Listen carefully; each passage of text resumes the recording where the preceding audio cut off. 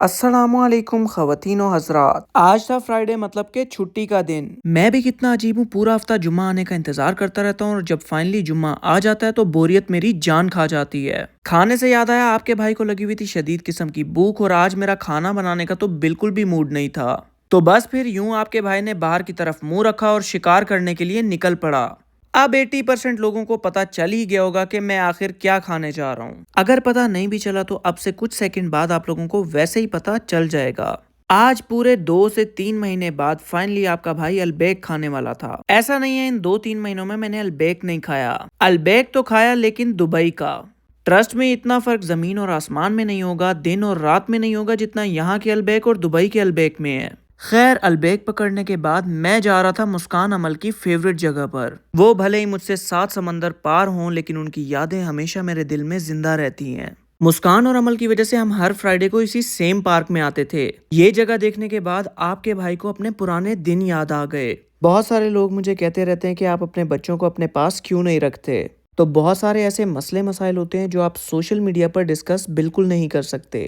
بس انہی مسئلوں کی وجہ سے ہی تو یہ مجھ سے دور ہیں اور میں ان سے دور ہوں۔ یقین کریں کوئی جان بوجھ کے اپنے بچوں سے دور نہیں رہتا ہے۔ یہ سب میموریز یاد کرنے کے بعد میں تو باہر بیٹھ ہی نہیں سکا، تو میں اپنا کھانا لے کر گاڑی میں پہنچ گیا۔ میں نے سوچا کیوں نہ کھانا گاڑی میں ہی کھا لیا جائے، اور آج پورے 3 مہینے بعد میں ٹیسٹ کرنے والا تھا اصلی البیک۔ تو یوں البیک کا پہلا بائٹ منہ میں جاتے ہی میں کچھ دیر کے لیے اپنی زندگی کی ساری تکالیف بھول گیا۔ البیک کا سارا میجک ہے اس کی اس میرینیشن میں جو کہ کسی اور بروسٹ میں آپ کو نہیں ملتی ہے۔ اب میں پوچھتا ہوں آپ لوگوں سے ایک سمپل سا سوال، اگر میں آپ لوگوں کو کہوں کہ آپ لوگوں نے اپنی پوری زندگی ایک سیم ڈش کھانی ہے اور وہ بھی ڈیلی، تو وہ ڈش کیا ہوگی؟ میری تو البیک ہے، اپنی ڈش آپ کمنٹس میں بتائیں۔ کھانا شانا ختم کرنے کے بعد میں بیٹھ گیا اس وقت کو یاد کرنے جو مسکان عمل کے ساتھ تھا۔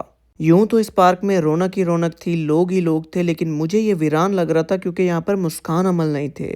اینڈ میں نے سوچا کیوں نہ انہیں کال کر لی جائے، لیکن کال کرتے کرتے میرے ہاتھ تھک گئے، انہوں نے کال نہیں اٹھائی، اور کال نہ اٹھانے کی وجہ تھی ٹائم ڈیفرنس۔ پاکستان والے لوگ ہم سے 2 گھنٹے آگے جیتے ہیں۔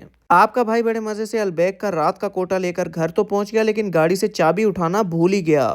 تو یوں چابی لانے کے بعد مجھے گھر میں انٹری ملی اور یہ ہے میرے برے وقت کا کھانا۔ سیدھے الفاظ میں سمجھاؤں تو ایمرجنسی کھانا جو کہ انسان تب کھاتا ہے جب آپ کو اچانک بھوک لگ جائے۔ تو اسی کے ساتھ آج کا ولاگ ہوا اینڈ، مزید ولاگز کے لیے مجھے فالو کر لیں۔ اللہ حافظ۔